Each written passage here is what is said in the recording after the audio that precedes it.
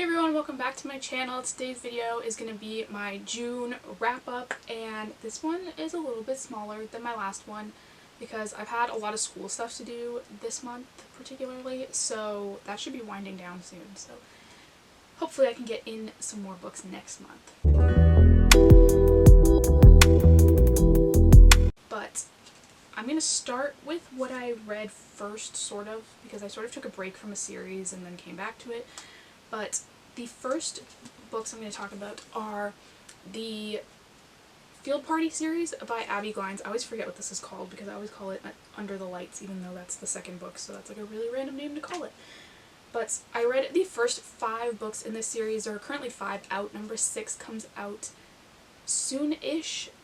I'm not really sure. I think November. I've seen like conflicting dates, but I think it's supposed to be this year that number 6 comes out. So that's pretty exciting. Each one of these books follows a different football player from the same school team, and I think they're sort of turning them over kind of nicely, if that makes any sense. Like, the first 3 are about seniors, so by the time you get to the 4th book, those 3 have all like moved and are not really involved in the story anymore. And then books 4 and 5 are sort of the juniors that are now seniors, I think. Number 4... either 4 or 5 I think is a junior, like they're still a junior in the book. But anyway, the first one is Until Friday Night, and this one is about West and Maggie. This one is probably my favorite one. Maggie has basically witnessed a crime. I don't want to say too much because I'm not sure if it tells you what actually happened. But basically her mother dies and her dad is gone, and so she ends up moving in with her uncle and her cousin, Brady. And Brady is one of the football players on the team. She obviously doesn't date him. She is with West, obviously, because it says that on the back of the book. But this one, honestly, is probably my favorite. She doesn't talk at all for most of the book because of what she's witnessed. She just chooses not to talk.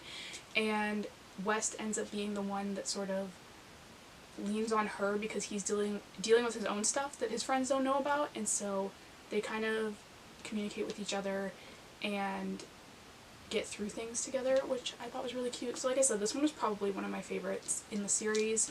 Then the second book is Under the Lights, and this one follows Willa, Gunnar, and Brady because both Gunnar and Brady are interested in Willa. Only one of them obviously ends up with her, and I do think that it was the right choice. I would tell you, I mean, I guess I can tell you because it's going to be obvious when I tell you the next book. Basically, she ends up with Gunnar, not Brady, and I really like this one. Willa is the granddaughter of a woman who is basically like the cook at the Gunnar mansion kind of thing, and so her grandmother keeps telling her to stay away from Gunnar and not to get involved with him and all that stuff because she had some issues living with her mother that have sort of followed her to living with her grandmother now. That's why she ended up back there, was because of those issues, and because of that her grandmother's a little worried about her making friends and dating and things like that. And so this one was another really, really good one. I really liked this one as well. Number 3 is After the Game, and this one follows Brady and Riley. This one I thought was really interesting. Probably wasn't my favorite one, but this one is about Brady, who is Maggie's cousin from the first book. This might be a little bit kind of spoilery, but Riley basically is like shunned by everyone because she accuses Gunnar's older brother of something, and no one believes her, and you can sort of use your imagination to figure out that. But basically she ends up living in this town but doesn't go to school with them because she can't because of something that happened. This is so vague, but like this is the only way I can say it without telling you like why she couldn't do these things.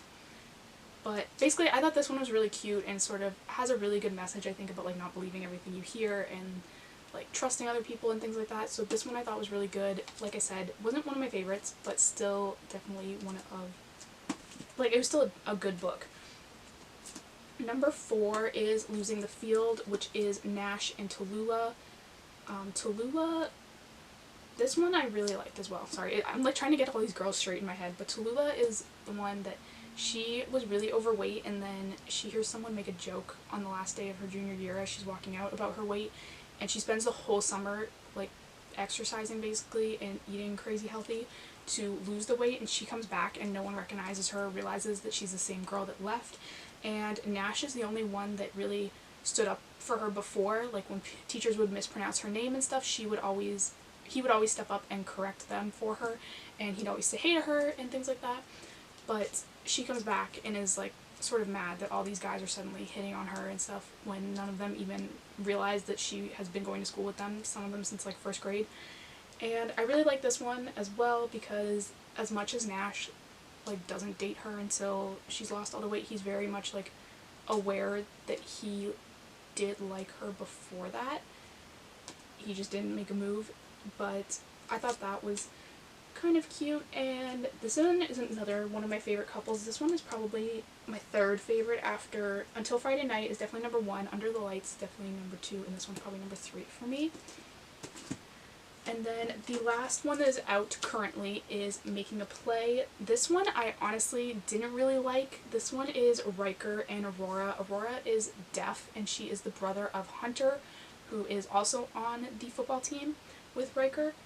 The next book I read was Looking for Alaska by John Green, and this book, I wanted to love this so bad. Like, you have no idea how badly I wanted to love this book. And I just didn't. You know what? I love the first half. If they had just ended it after the first half, I might have been okay with that. But the second half, you know, after the thing happens, if you've read Looking for Alaska, you know what I'm talking about. After that happens, I just felt like it was downhill from there. It was just all bad. I really liked Alaska as a character. I thought she was really cool. And didn't think the second half of the book did her justice, if you know what I'm talking about. But yeah, I mean, it's a Hulu series now, so maybe I'll watch that and I'll like it better. I don't even have Hulu, so I'd have to get that first. But overall, like, I get the idea of this, like, I get the whole, like, deeper meaning and whatever, but I don't know. It wasn't really my thing. Next, I read Bully by Penelope Douglas and loved this one. It was really, really good. Obviously, this is the kind of book that not everyone is gonna like. I know a lot of people probably wouldn't like this, but basically it is about this girl, what's her name? Tate. I think her name's Tatum, but everybody calls her Tate. And then her neighbor's name is Jared. Pretty sure. I think. It doesn't say his name on the back. I'm pretty sure his name is Jared. And they were neighbors, they were best friends when they were younger, and then he goes away for one summer and comes back and just like starts being ridiculously mean to her. Like at the beginning, they're at a party and she wants to leave, and they literally like throw her car keys in the bottom of the pool, so she has to jump in and get them, and just like things like that. And he's always throwing like really loud parties while she's trying to sleep and things like that. So he's just like always getting on her nerves, but obviously they end up together because that's like the genre of the book. But one of the things I thought was weird was with this book was that I was expecting, what was her name? Tate, to not like him from the start of the book. Like, I thought it was going to be like she actually was like mad that he was doing all this stuff to her, but she wasn't, and I thought that was a little odd. Like, I was expecting more of like an evolution there than there was. Like, she basically like wanted him from the beginning, which, like I said, I wasn't really expecting, but it was there. But I guess in some ways he was sort of the same way, even though he never like says that in the beginning. And so yeah, like I said, I really like this one. I would definitely read another Penelope Douglas book. I haven't purchased one yet because they're kind of expensive, but I really like this one. Would definitely recommend. And the last book I read was Crash by Nicole Williams, and this was like a total random book. I literally read this because this is so random. I was trying to stay up all night so that I could go to my sister's graduation, and I was trying to keep myself awake, so I'm like, I'm just gonna start this book. Just, you know, I'll read a few chapters, and then when my eyesight starts going blurry and I'm tired, I'll just watch some Netflix and it'll be fine. And I ended up reading like 250 pages of this book because I couldn't stop reading it. And so I guess that's a good sign. But this is basically another, it's very similar to Bully, I would say, where it's like the bad boy type guy that never has a girlfriend and, you know, like is all non-committal and whatever until he meets that one girl. And I just thought this was really, really cute. I really want to read, there's actually 2 more in this series, I really want to read them, but they're currently unavailable on Amazon, so I can't read them yet. But if you like kind of the bad boy type romances, these are definitely good ones, especially like this one and this one, because they're both like that. I feel like I have to say that because some people like read these thinking they're gonna be like not like that, and then they get mad that the guy's a jerk, but that's just like the genre.